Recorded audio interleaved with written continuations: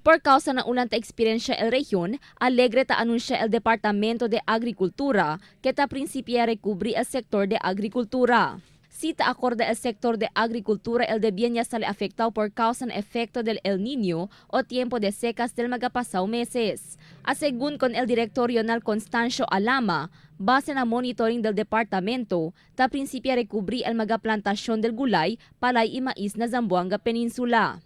Na master list ya obtene el Departamento de Agricultura, ya identifika con magasiembrador na rehiyon di Kenvus Calavida, ya afekta na tiempo de soles.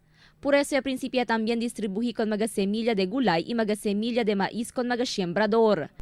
Binibigyan pa rin naman assistance na corn seeds at saka vegetables. But sa rice naman, continuous yung distribution natin ng ating hybrid at saka certified seeds. Para pag nag-pick na yung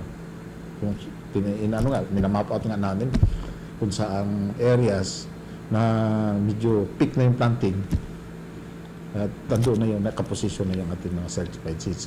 Después el tiempo de soles, ta prepara también ahora el Departamento de Agricultura na principio de la Niña o el tiempo ulan. Por medio de information dissemination, ta educa con magasiembrador acerca magasiembra vulnerable na ulan. Este ta incluye mayoría magagulay que esperanza muri iman buluk si continua kay fuerte ulan. Tali también el magaklase de peste que ta ataka na magasiembra llegar el tiempo ulan. In fact, last week nandun kami sa Davao, pinaplan out namin national programming yung ginagawa in preparation for La Nina.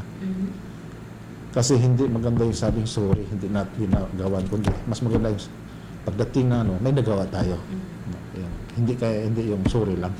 Fuera con este tamanlinga sa también el magasiembrador na posibilidad sumi el cuanto sementera llegar el fuerte ulan. Uno según este na mag-aasunto que ta prepara el Departamento de Agricultura por medio de asistencia con magakien sale afectao siembrador. Crystal Almonia, Dateline Zamboanga.